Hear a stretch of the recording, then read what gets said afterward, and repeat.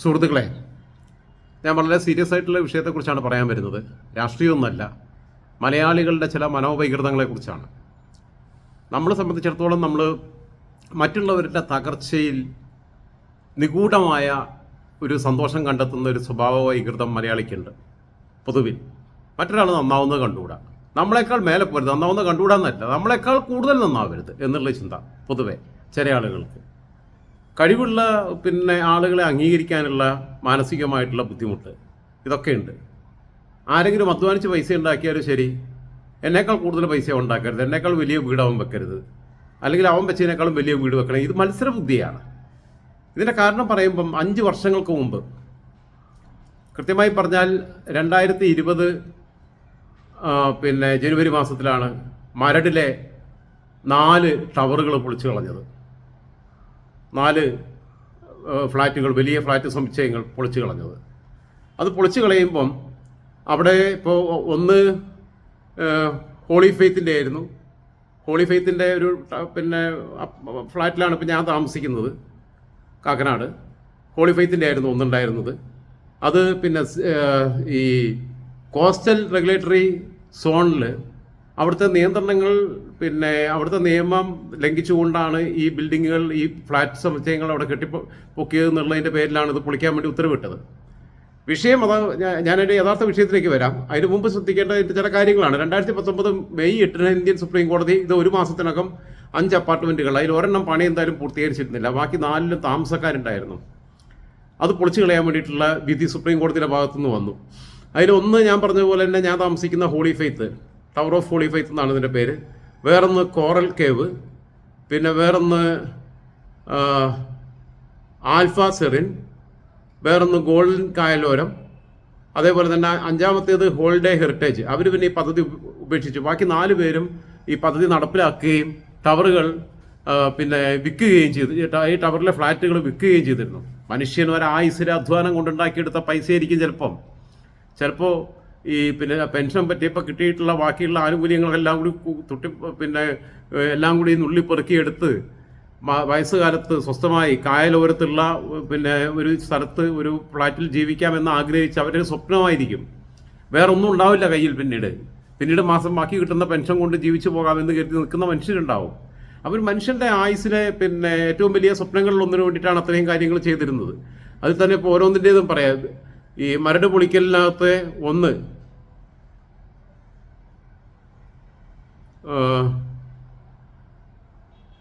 Jains coral കേവിൻ്റെ അത് പൊളിക്കുന്ന ദൃശ്യം,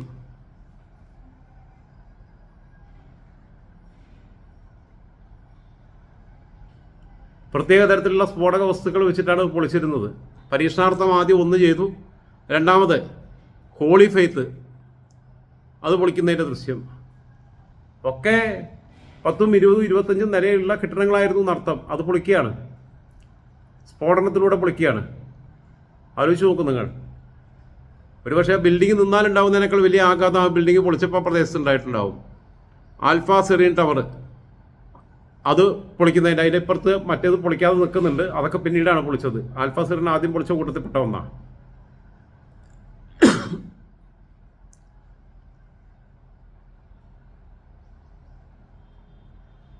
ആൽഫ സെറീൻ്റെ ടവർ 2ാമത്തേത്.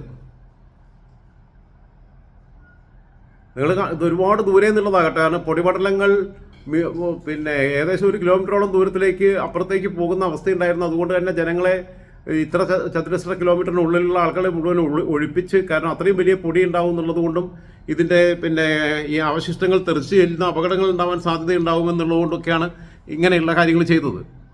ഇത് പൊളിക്കുമ്പോൾ ഉണ്ടായിട്ടുള്ള സംഭവത്തിലേക്കാണ് ഞാൻ വരുന്നത്. അതിന് മുമ്പ് പറയേണ്ടത് ഒരു കാര്യം, ഇത് ജസ്റ്റിസ് അരുൺ മിശ്രയും നവീൻ സിൻഹയും അടങ്ങിയ ബെഞ്ചിൻ്റെ ഉത്തരവായിരുന്നു ഇത്.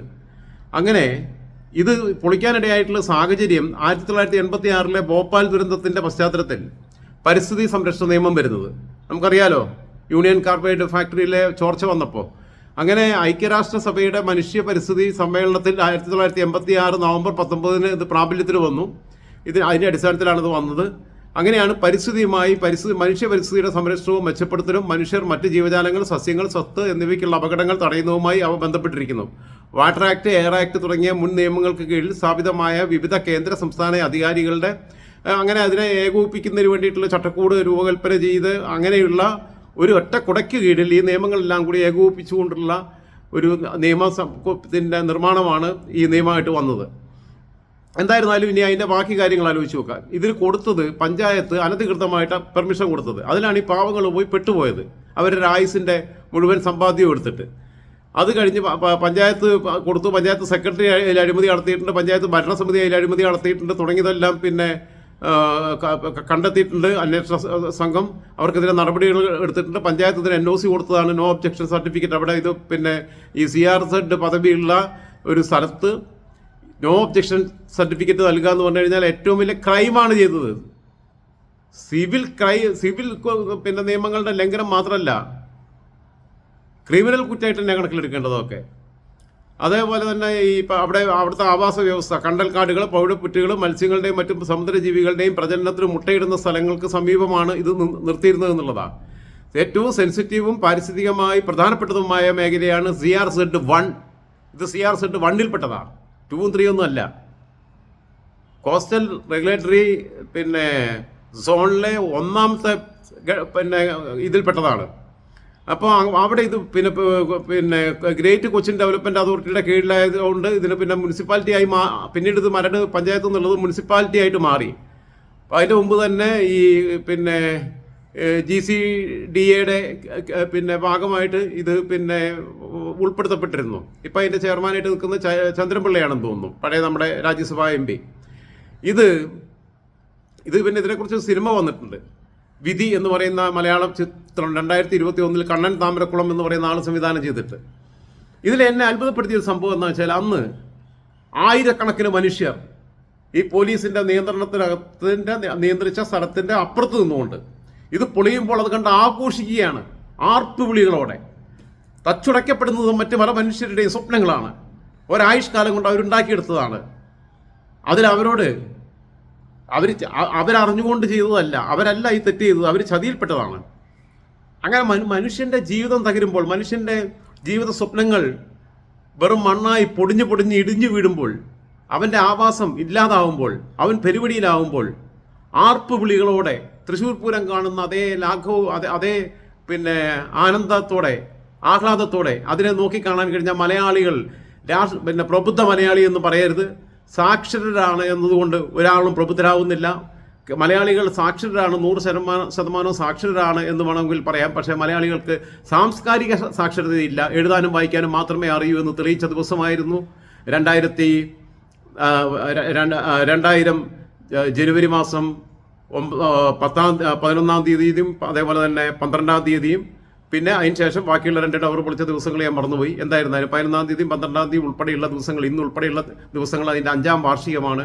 ഞാൻ വീണ്ടും പറയുന്നു, മലയാളികൾക്ക് അക്ഷരത്തിൽ സാക്ഷരതയുണ്ട്.